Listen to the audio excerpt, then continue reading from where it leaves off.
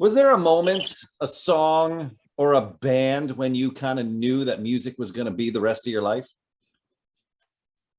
Yeah, I think the first time I heard Kiss was, I mean, that was just, there was no question. That was it. Right. I remember a buddy of mine bringing over Kiss Destroyer, and during the song Great Expectations, where he says you stand out there and you clutch your breast, that we made a whole lot of noise. My mom would not hear him say clutch your breast. Like she was going to understand the lyrics anyway. Pretty risky stuff. I tell you. Yeah. I tell you. So when the whole Trixter thing was going for you, I was on the West Coast. So I was watching the whole Sunset Strip happening. Right. What was it like on the East Coast? It was the complete opposite, sort of. I mean, it was, we had our own little scene. Obviously, we had, Skid Row was, after Bon Jovi, Skid Row was the next in line. And, we just had this little scene. And the live local scene in New Jersey at that time was thriving. It was a real thing. I mean, to the point to where a bunch of kids like us could drum up enough attention to actually build a following, right, in all ages clubs. And then that escalated into Lemoore in Brooklyn and the Limelight, the Cat Club, it crossed the river into the city. Right. So it was a real thing. I mean, but I think it was a little bit less glamorous than the Sunset Strip. Well, Sunset Strip was all so close together. Yeah. Yeah. Did you ever make it? Were you ever out there for a weekend on the Strip? No, not until we went out to do that first record. Wow. Yeah, I was too young. Right. Oh, true. Yeah. That's great. How old were you when you got your deal? 16. Wow. Yeah. That's awesome. Yeah, my mother signed the contract with me. I wasn't legally allowed to sign a contract by myself. Right. Yeah. Wow. So were you still in school? Yeah. Yep. Wow. What? So did you become like instantly popular if you weren't already popular? I suppose so, because it was in my senior year that I was supposed to be attending my senior year, and I was out in California, and that's when everything all happened. The record was done, the first video was done. It was we shot the first video the day after my prom. And so it was like everything happened all in that senior year of high school. So pretty much, yeah, I graduated high school and then off I went, literally. Wow. So did you take your prom date to the video shoot the next day? No. Nope. No. It wasn't gonna be time for that. There you go. So how did the collaboration with Eric Martin come about? Well, we'd known Eric for, we met him in '91 and we just became instant friends. And can't imagine that with Eric. It took a lot of patience. No, we were huge fans of Mr. Big and Eric in particular. And that's how we actually met, because my singer Pete mentioned in Metal Edge magazine that he would warm up to Mr. Big, and Eric read that. He was like, oh, I got to meet these guys. So he came down to his show and we just hit it off, and him and Pete hit it off a lot too. And they became really good friends, but we were all friends. And there was a period of time where we didn't see each other probably for about almost 8 or 10 years or something like that. And then we only really reconnected about 6 or 7 years ago. Started doing shows together. He was doing solo shows and we were doing Trixter shows. So we just kind of rekindled. And then what happened was about 5-6 years ago, he needed a band to back him up in Japan. Oh, So he called me and Steve. And so we went over there, and it was a awesome thing. We did, by his request, we did some Trixter songs, we did some of my songs, we did some songs by a band called 40-Foot Ringo that Steve and I had. And Eric's always been a really big supporter of anything that Steve and I have done, and which was very cool of him, because, we were going to Japan to be his backup band. He's like, no, man, let's do some Trixter, let's do some of this, let's do some of that. And it just kind of took off from there. And then we started doing those shows in America.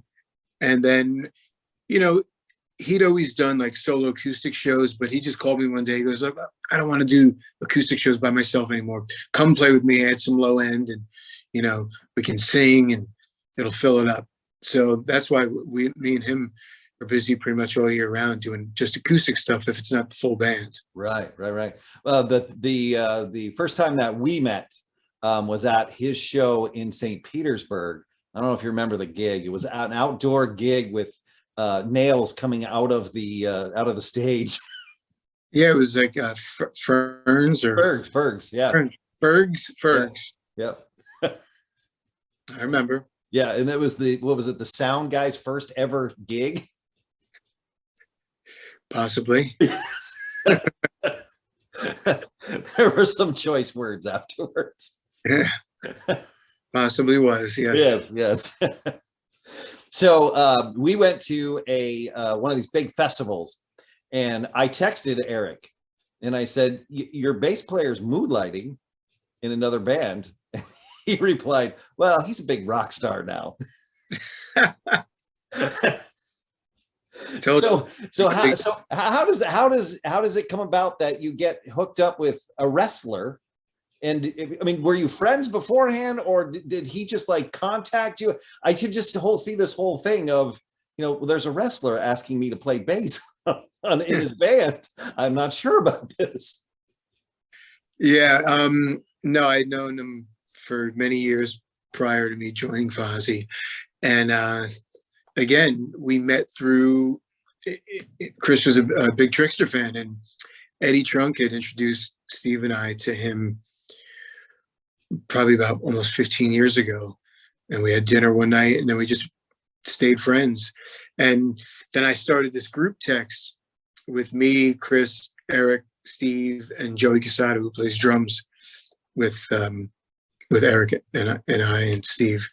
And it's basically fills up our entire day, just replying, all busting. And so we talk literally 55 times a day. Right. And when the lockdown happened, he texted me because he was getting involved in this 80s Kiss tribute band thing. Really, he's kind of starting it, unbeknownst to the two guys who were starting it. So Joe and Kent from Kuarantine were just messing around. They were going to do a cover of a song called No, No, No. So Kent sent it to Chris, just the drum intro, and he said, hey, name this song. And Chris was like, oh, it's No, No, No. You guys need a singer? And Kent was like, yeah, actually we do. And also a bass player if you know one. So he was like, no problem, I got the guy. Right. Called me immediately, right in the beginning of 2020, right when the lockdown first started happening. And so it went from there. And then Fozzy had a string of dates booked in August. And the guy that was playing with them at the time, he just didn't feel comfortable leaving and touring throughout the whole thick of the COVID thing. And they called me. I'm like, sure, let's go. Yeah. And the rest is history. Yeah. Wow. So you have made the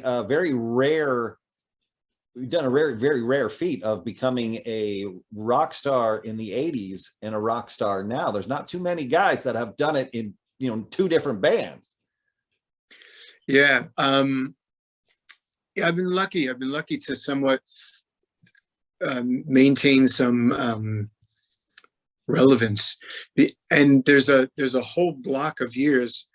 There's a band called Ra that I play with also, that I joined in, I think, 2002, that had a top 10 single on Active Rock, and we were on Universal Republic Records. And, that kind of catapulted me back into mainstream rock as well in between the Trixter Fozzy thing. And Right. I've been kind of always been able to kind of Ride the wave. yeah, maintain some sort of head above water in the seas of relevance, if you will. Yeah. You know, That's cool. maintain on the mainstream rock charts and in that world, alongside of playing in bands like Trixter, Lita Ford, Eric Martin, and you know, I get the best of both worlds. It's really cool for me because whenever I'm playing with, whether it's a quote unquote, you know, heritage kind of 80s artist, I also have this other, you know, current kind of rock thing going on, and I get the best of both worlds. Yeah, Really you seem to me from the outside as somebody who's very rarely bored. yes, I gather no moss. Very, very good. Okay, so you've got, I think you got a couple of shows coming up. What, this weekend up north, and Yeah. then in a couple of weeks you're coming down here to Florida, playing 3 shows here in Florida. So Yep. for everybody going to a PJ Farley show, what can we kind of expect to see? Well, I put 2 records out on my own, starting in 2016. My first record came out, and then 2020, my second record came out. And I did a little bit of touring on the first record, not much. As we just spoke about, I tend to keep pretty busy, and you know, not having a career as a solo artist under my belt, it's just all of a labor of love kind of thing. So I would do it when I could, which was pretty rare. But it's still there. The songs are there, and they mean a lot to me. So any chance I get, I can, you know, get out there and play them. You know, I'd like to. Right. So and to find a weekend in August that I can do that. And that's, you know, August 12th, 13th, and 14th. And I found 3 places in Florida that'll have me. And I'm looking forward to doing it, getting out there and playing the songs off my record, and, you know, maybe 1 or 2 Trixter songs, and who knows? I know I got a ton of songs in my head, so you never know what'll come out. Right on. And the new boss lives here. Yeah. He might show up. I hear rumors. Oh, that's cool. That's great. He's a busy guy, but I hear rumors. All right, very good. I want to make sure that I get the name right, so I'm going to put my glasses on because I can't see. Okay, yeah, okay. So when playing with Fozzy, do you ever look over to the side of the stage and go, "What is Rich Ward doing now?" No, I know what he's doing. He's what I always tell him. He's playing "The Floor Is Lava." But man, I'll tell you what, I get tired of watching him because he is talk about somebody who gives 110% every single night. I mean, there's no phoning that in. I mean, out there, he starts bouncing, and it gets to look. Music goes through him, goes through me, goes through every, you know, goes through all of us. Yeah, everyone on stage. We're a pretty lively stage. We're very energetic band. We're all on this. We all give the same amount of energy, yeah, Rich he's followed the bouncing ball for sure. Yeah, he is definitely somebody. It's very hard to take your eyes off him. It is. Yeah, that's very cool. I follow you on the gram, and you have a very beautiful family. Thank you very much. I'd argue how much time do you actually get to spend with them?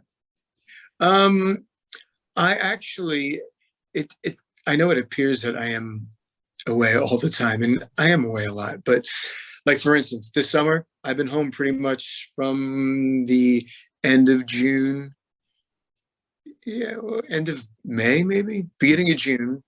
And I'm home until really the first week of September. I mean, I've been doing kind of weekend stints, Friday, Saturday for the summer, but for the most part, a lot of times summer is my busy season. Right.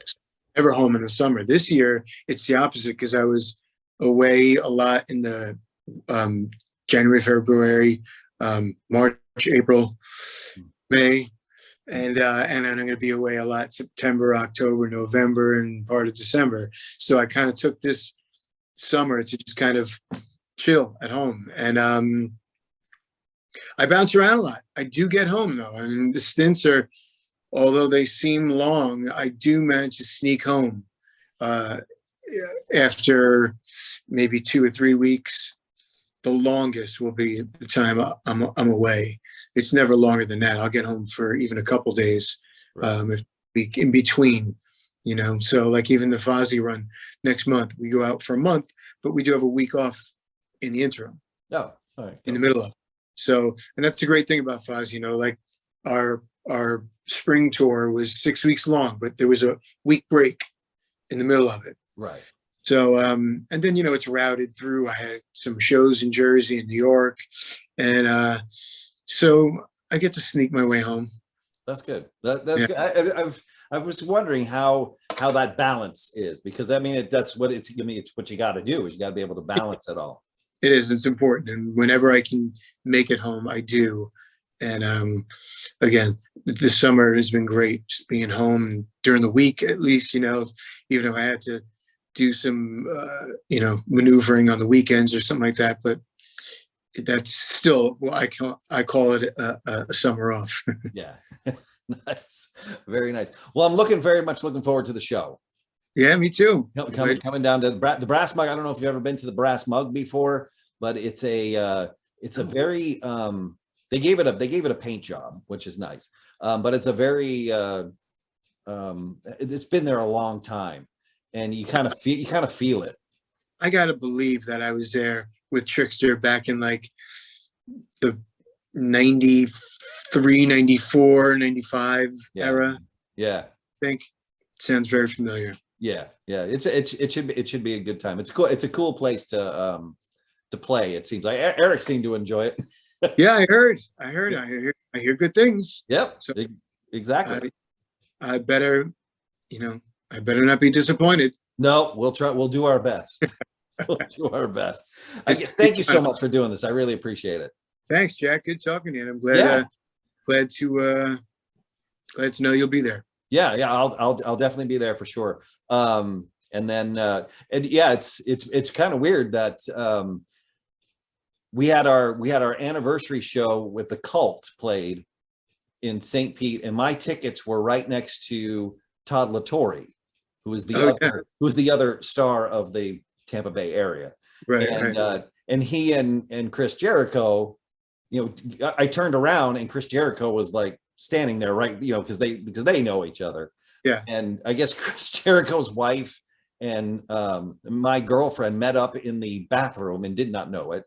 That's who they were. And then so it was very, and then we saw Striper, and the two of them were there together. So it's now I can't get away from him. He likes his live music. Yes, he does. That's good. That's a good thing. And that show that I did was that 98 Rock Fest was the one that I went to where I saw you there with Fozzy. And the people that I were with were like, oh, come on, really? This wrestler doing it? And every single one of them said that you guys were one of the top 2 bands of the night. They were blown away how good the show was. Yeah, I think that's I'm glad to hear that, because there's some consistency with that throughout any of those shows that we kind of do. People have a little bit of doubt whether, at this point, Fozzy has a musical career and catalog with a string of top 10 singles and top 20 singles. It's a justified radio band at this point. Yeah. There's a catalog there now, and it stands on its own. So, besides the fact that the songs are great, the show is high energy, and it's, nobody's sitting there resting on what we've all done individually in other things, or just expecting you to like us. We're out there selling Fozzy as its own entity, and out there to prove that it's its own thing and worthy. I very much equated the band, not that they sound the same, but with 6 a.m. because Nikki Sixx has had more hits with that band than Motley Crue. Right. You're saying, same thing. You think, obviously the elephant in the room. Nikki Yeah. Sixx from Motley Crue is in the band, but you go, this band has great songs. Yes. This is in its own right a band. Very much so. And yeah, so I think that's great. I mean, I hope it continues for you for as long as you want to do it. Yeah, me too. I'm having a blast with it. It really is going back to what I said, I love to be able to have that, that outlet of that kind of mainstream hard rock side, because I have a history with it. Yeah. So I get my rocks off every night with it.